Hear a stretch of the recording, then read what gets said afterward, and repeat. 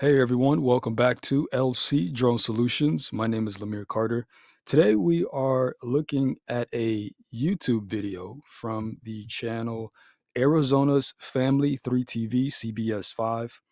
This has to do with a growing concern in Arizona skies. So they've got fighter jet pilots and investigators talking. What's basically going on is drones are being spotted and even colliding with military aircraft. So let's go ahead and dive into this video.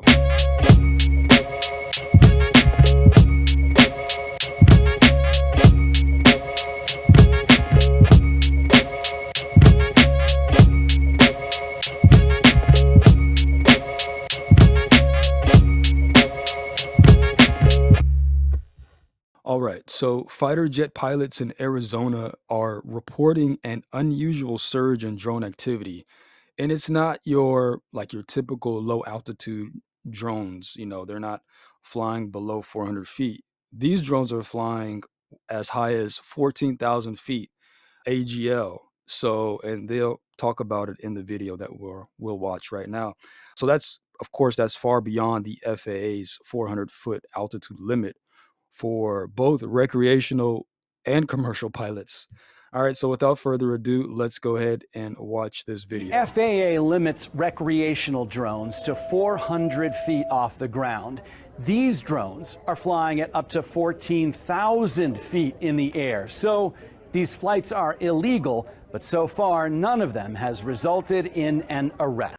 So, for all of you who are unaware, but flying a drone above 400 feet can have several consequences. Flying above 400 feet is a violation of the FAA regulations, as drones are typically restricted to stay within, like I said, the 400-foot AGL.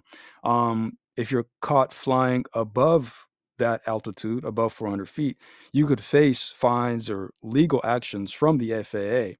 The airspace is shared, right? So if you fly above 400 feet, if you fly above 400 feet, that puts your drone in the airspace used by manned aircraft like planes, helicopters, and it can significantly increase the risk of a collision. You could lose your drone while flying at a higher altitude because of stronger winds, makes it harder to control. And there's also the risk of interference with air traffic. There's many risks involved in flying when it comes to flying above 400 feet. So it's important to stay within the 400-foot limit for safety and legal reasons. Let's go ahead and continue. Two F-16s, an A-10, and the Air Force's newest fighter, the F-35. All of these jets encountered drones over the Arizona desert between January and May of this year. We found the incidents in the FAA's quarterly unmanned aircraft sighting reports. On January 31st, 15 miles southwest of Luke Air Force Base, an F-35 pilot reported a drone flying at between 6,000 and 7,000 feet. On April 4th, southeast of Tucson, an F-16 spotted a drone flying at 8,000 feet. May 6th, northeast of Douglas, an A-10 pilot spotted a drone at 14,400 feet. And on May 29th, another F-16 spotted a drone 1 mile away from Tucson's Davis-Monthan Air Force Base, flying at 7,000 feet. Like I said, drones flying at 14,000 feet is far outside the legal limits. Wow, so from January to May, they had several manned pilots reporting seeing drones at altitudes as high as 14,000 feet. So this raises some serious safety concerns. Our previous reports show pilots have spotted drones flying even higher. Can a regular drone that somebody just buys online fly at 20,000 feet? Yeah, it can get pretty high.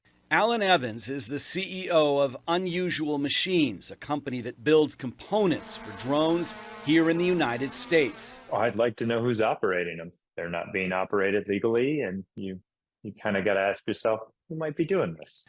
By the way, I just want to say those drone operators flying at such high altitudes do not represent pilots like myself or the ones I've even worked with. Let's continue. I'd like to thank our witnesses. During congressional hearings, security experts have testified that foreign actors, even drug smugglers, were likely using drones in U.S. airspace. Nearly every day, transnational criminal organizations use drones to convey narcotics and contraband across U.S. borders. These incident reports released by Customs and Border Protection document situations where drones were used to fly drugs from Mexico into Arizona and California.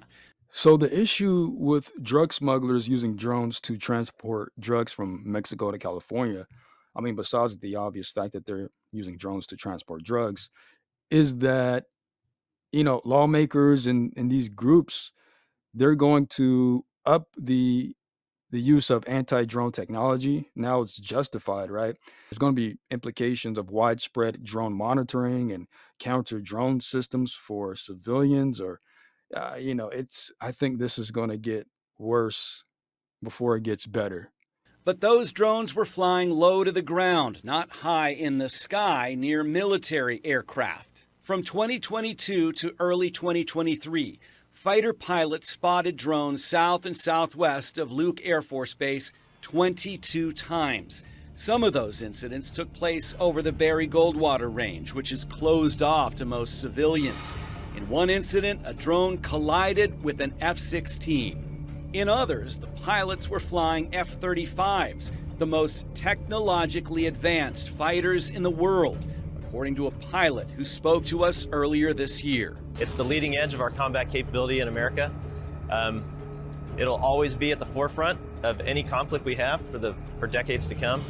Lawmakers and bodies like the FAA tend to tighten regulations in response to frequent rule violations. There's a number of, there's damage to public perception. Reckless behavior by a few drone operators often contribute to negative public perception. I can't tell you the number of times that I've had to speak with people, who'd come up to me, ask me what I'm doing, and I would have to kind of curve their concerns a bit.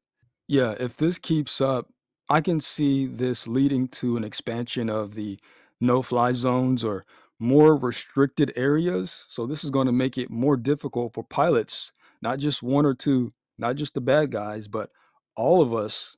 Intelligence officials have testified to Congress this year that some of the drones may be operated by spies. Whether it's for spying or for legitimate reasons, this is very, very data rich, multispectral information that you could get over an extended period of time. None of the fighter pilots involved in the drone sightings this year had to take evasive action. But Congress and the intelligence community are still trying to figure out what to do about this growing concern. I'm Morgan Lowe for Arizona's Family. Here's what's even more concerning. Despite these illegal drone flights, no arrests have been made so far. The drones are popping up in critical military space. So I guess the question is, who's flying these drones? Because experts believe they could be linked to drug smugglers, foreign spies, or even hobbyists unaware of the danger that they're creating. And let me tell you, when drones are spotted at altitudes as high as 14,000 feet, we have to start asking some serious questions.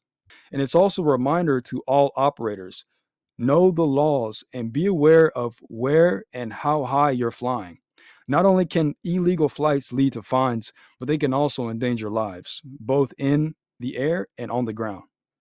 So, what do you think about this issue? If you're watching this video, should there be stricter enforcement of drone laws? Or is this a wake-up call for more public education on drone safety? If you found this video informative, don't forget to like and subscribe, as well as hit the notification bell for more updates on drone technology. With that said, I will see you guys on the next video. Take care.